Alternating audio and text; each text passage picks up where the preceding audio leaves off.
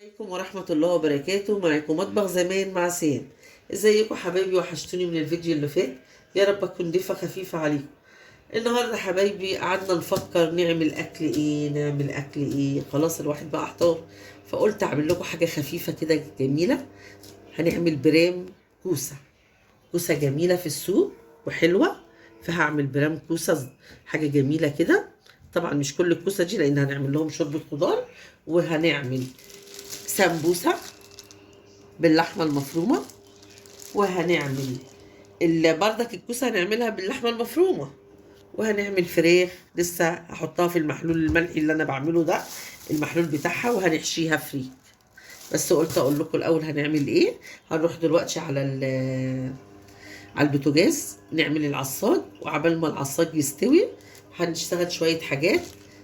دلوقتي نروح على البوتاجاز يا حبايبي. هنحط اللحمه، هننزل اللحمه. انا كنت حاطه الحله تسخن، ما تقلبيش، ما تحاوليش تقلبي اللحمه، سيبيها كده شويه. اول ما تلاقيها غيرت خدت لون طبقه من تحت، ابداي ايه قلبي فيها. ماشي يا حبايبي، شويه كده وهقلبها بس تاخد لون. دي اللحمه العصاج بتاعتنا. ماشي يا حبايبي. دلوقتي يا حبايبي بصوا اللحمه اتغير لونها اهو. هبدا اقلبها بس، ولا تحطش بهارات ولا تحطش اي حاجه. هنبدا نحط البصل، نحط بقى عليها البصل شويه يا حبايبي كده. البصل انا ضرباه بالكبه،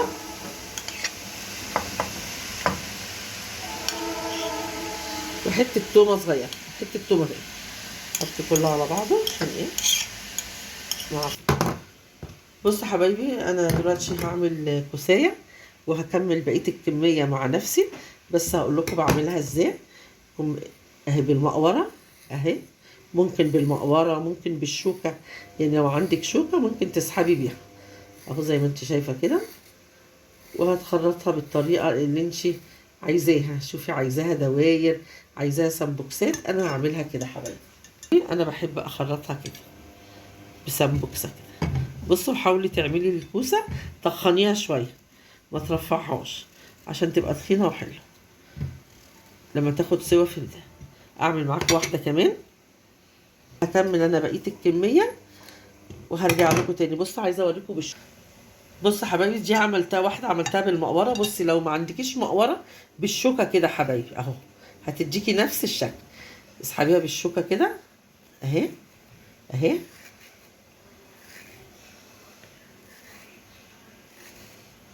وبرضك هنعملوها كده حبايبي. هكمل بقيه الكميه ان شاء الله وهرجع لكم تاني حبايبي. دلوقتي اللحمه اهي زي ما انتم شايفين. انا هحط لها بس فلفل اسود، ما بحطش الملح دلوقتي خالص عشان تفضل اللحمه مفرفره. وهحط لها حبايبي شعرة قرفه. القرفه دي يا جماعه بتودي الاكل لحته تانية خالص والله، لو تعرفوا يعني. هسيبها بقى على النار شويه يا حبايبي كده، ارجع لكم تاني لما اللحمه تستوي، عشان هدخلها في الكوسه واعمل بيها السمبوسه. ماشي يا حبايبي، هرجع لكم تاني حبايبي. رجعت لكم تاني بعد ما خلصت الكوسه. بص يا حبايبي، انا احب اشوح الكوسه بمعلقه زبده كده على النار، ملح وفلفل اسود هنسيحوها. انا غسلتها كويس قبل ما احطها في البرام. تاخد لها تشويحه، كده بالايدين، تبقى ايه ملمعه كده، بحيث ان تفضل على لونها وجمدانها زي ما انتم شايفين كده حبايبي. هحط لها ملح وفلفل اسود وهسيبها شويه، مش هتسيبيها ياما، شويه ملح كده التمليح بتاعها، وحبه فلفل اسود يا حبايبي. هتفضلي تشوحيها شويه وتسيبيها على النار تاخد وتدي مع نفسها كده. واعملي حساب الملح بعد كده وانتي بتحدقي بقى الصلصه وكده. ماشي يا حبايبي.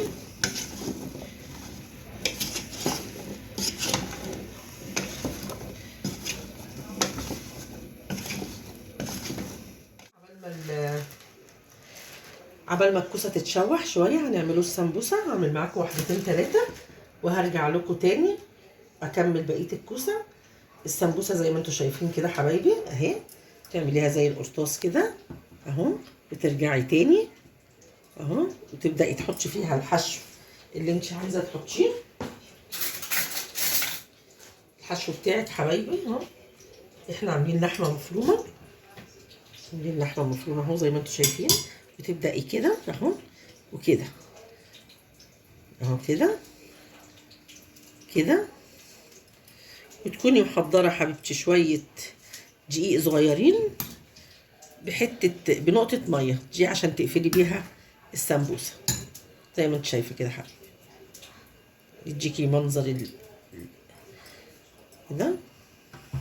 هعمل معاكم واحده كمان وهكمل انا بقيه الكميه وهقول لكم هنعمل فيها. أنا اولا مش هنعمله اللي بتاع مش هقليها عشان الزيوت، مش عشان توفير للزيت، لا عشان الزيوت كتيره وكده الكوليسترول عالي، فهنحملها في الفرن اوريكم نعملوها ازاي. كده حبايبي اهو كده خلصنا كل الكميه وهقفلها بالدقيق وميه كده زي ما انتم شايفين، حاجه بسيطه خالص اهي واتقفلت معانا مفيش اي حاجه. هكمل الكميه وارجع لكم تاني حبايبي. حطيت سمنه حبايبي مسيحاها، سمنه على النار مسيحينها كده زي ما انتم شايفين.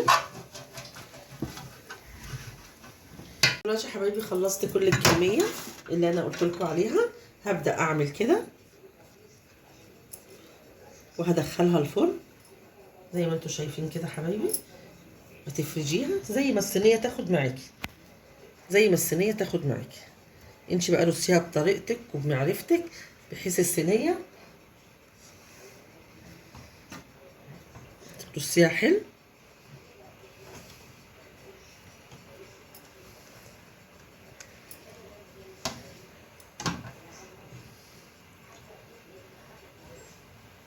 هكمل الكميه وارجع لكم حبايبي. خلصت انا السمبوسه زي ما انتم شايفين، انا عاملاها في الصينيه في الفرن منعا للدهون، دهناها بالزبده من فوق وتحت وكده. دي كده الكميه كلها هخلصها اولع الفرن وهحطها زي ما انتم شايفين كده حبايبي، وهتتقلب يعني هي هتاخد الوش الاولاني وبعدين لو حسيتي ان انت محتاجه سوا تاني بتقلبيها من الناحيه التانيه، وهوريها لكم وانا بعملها. همشي معاكم خطوه بخطوه. دلوقتي حبايبي بقى رجعنا للكوسه. انا قلت لكم انا مشوحاها، هقلبها في البايركس اهي زي ما انتم شايفين كده حبايبي. احط زي نصها كده ماشي يا حبايبي. احط اللحمه اللي انا معصجاها، في بيحطوا كده وفي بيحطوا، انت لو عايزه تعملي لحمه متعصجه ماشي، عايزه تحطي اللحمه نيه براحتك انت، دي حاجه ايه حريه شخصيه ليكي. بس الكوسه جميله وحلوه ووجبه غذائيه حلوه. انتوا عارفين ان الكوسه، بصوا حبايبي انا حطيت كده طبقه الكوسه والطبقه التانية اللحمه اهي زي ما انتوا شايفين ماشي يا حبايبي. احط بقى بقيه الكوسه وهرمي عليها الصلصه انا محضراها ومتبلاها يعني مش هتاخد مني حاجه. الطبقه التانية يا حبايبي والصلصه زي ما انتوا شايفين كده هغطيها بالصلصه. الصلصه دي انا محضراها للخضار وهدخلها الفرن، ولما هتطلع حبايبي هوريها لكم بالهنا والشفا اللي شايفني وبالهنا والشفا اللي هياكل. ده برام كوسه طبعا هتفطس لتحت، خلي بالكم انتوا شايفينها عاليه دلوقتي. الكوسه عباره عن ميه هتنزل في الحله في الصينيه من تحت وهتاخد وش وهديها لكم. شفتوا بقى الكوسه شكلها حلو وانتوا عاملينها بحته زبده. يا ريت تعملوا جربوا الطريقه وتكتبوا لي في التعليقات رايكم ايه. دلوقتي يا حبايبي اهي خلصنا الصينيه هندخلها في الفرن. مولعه الفرن انا مسخناه. هنحط كده دي وهنحط معاهم كده السمبوسه كده اهي، وهحط الصينيه فوقيها. حبايبي انا حشيت الفرخه والشوربه بتغلي اهي، اسقطها. حشيتها بالفريك زي ما عملتهاش معاكم، على انه عملت الفريك قبل كده معاكم. اسقط بقى الحاجه بتاعت الطماطمايه، الحاجه بتاعت الشوربه والجزر،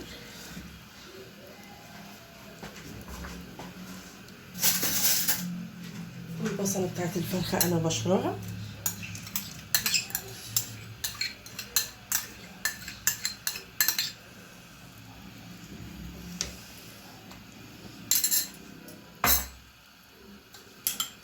بحط الفلفل الاسود حبايبي،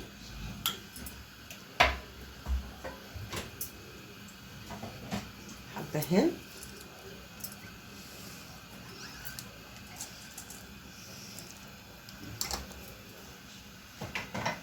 ونحط شويه ملح.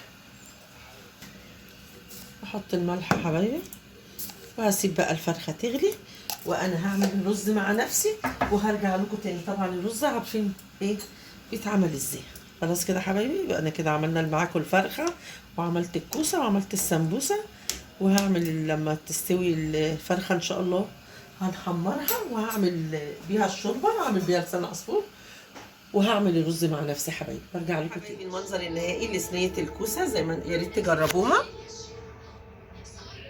والفراخ محشيه ومتحمره بالزيت على النار من فوق مش في الفرن، والسمبوسه حبايبي في الفرن من غير، مش متحمره في الزيت، محطوطه في الفرن واخده وشين. وبرام البسله طبعا انتوا عارفين بيتعمل ازاي، والرز بيتعمل ازاي. وده كان غدانا النهارده، ويا ريت تجربوه. وما تنسونيش في التعليقات وكومنت حلو منكم. والسلام عليكم ورحمه الله وبركاته.